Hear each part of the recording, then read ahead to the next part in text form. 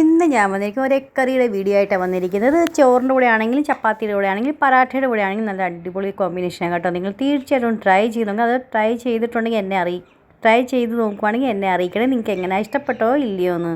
അപ്പോൾ ഈ വീഡിയോയിലേക്ക് പോയാലോ. ഏറ്റവും ആദ്യം 2 സവാള എടുത്തിട്ടുണ്ട്. ചോപ്പനകത്ത് ഇട്ട് കൊടുക്കുക. കുറച്ച് 5-6 അല്ലി വെളുത്തുള്ളി, ഒരു കഷ്ണം ഇഞ്ചി, ഇതെല്ലാം കൂടെ ചോപ്പനകത്ത് ചോപ്പ് ചെയ്തെടുത്തിട്ടുണ്ട്.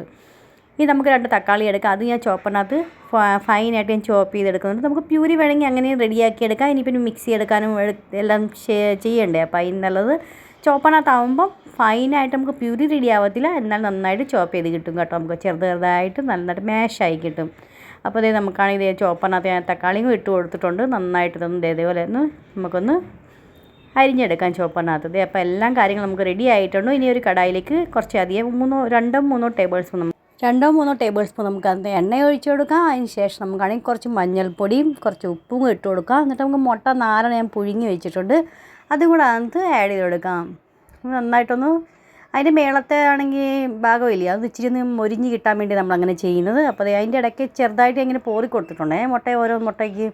അപ്പോൾ അതുപോലെ ചെയ്ത് നമുക്ക് 1-2 മിനിറ്റത്തേക്ക് ചെയ്താൽ മതി. എന്നിട്ട് നമുക്കത് വേറൊരു പാത്രത്തിലോട്ട് മാറ്റിയെടുക്കാം.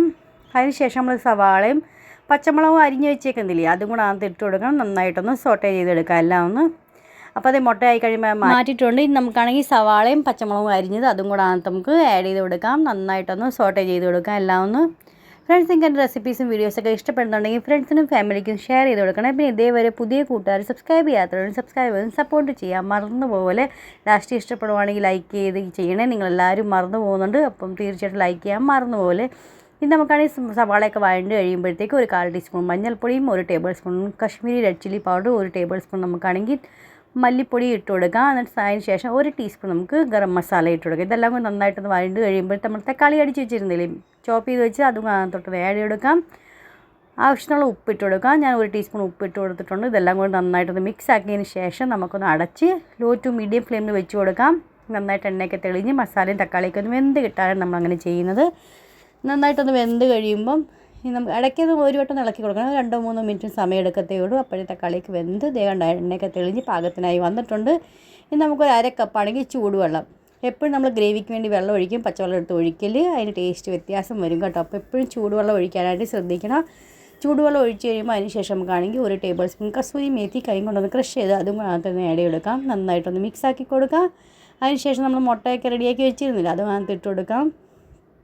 നന്നായിട്ടൊന്ന് മിക്സ് ആക്കിയതിന് ശേഷം നമുക്കകത്ത് 1 ടേബിൾ സ്പൂൺ നമുക്കാണെങ്കിൽ കുരുമുളക് പൊടിച്ചത് അതും കൂടെ ആഡ് ചെയ്ത് കൊടുക്കാം. നന്നായിട്ടൊന്ന് മിക്സ് ആക്കി ഉപ്പൊക്കെ നോക്കണേ, പാകത്തിനുണ്ടോ ഇല്ലയോ എന്ന്. ഇല്ലെങ്കിൽ ഒന്ന് കുറച്ചും കൂടെ ഉപ്പൊക്കെ ഇട്ട് കൊടുത്തതിന് ശേഷം അടച്ച് നമുക്കാണെങ്കിൽ ഒരു 5 മിനിറ്റ് ലോ ടു മീഡിയം ഫ്ലെയിമിൽ വെക്കാം.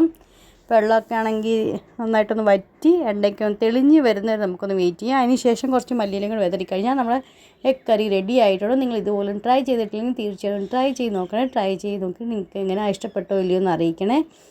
അപ്പോൾ ഇത്രയേ ഉള്ളൂ കേട്ടോ ഇന്നത്തെ വീഡിയോ നിങ്ങൾക്ക് ഇഷ്ടം. നാളെ നല്ലൊരു അടിപൊളി വീഡിയോ ആയിട്ട് വീണ്ടും കാണാം. അതുവരത്തേക്കും bye friends, thanks for watching and take care.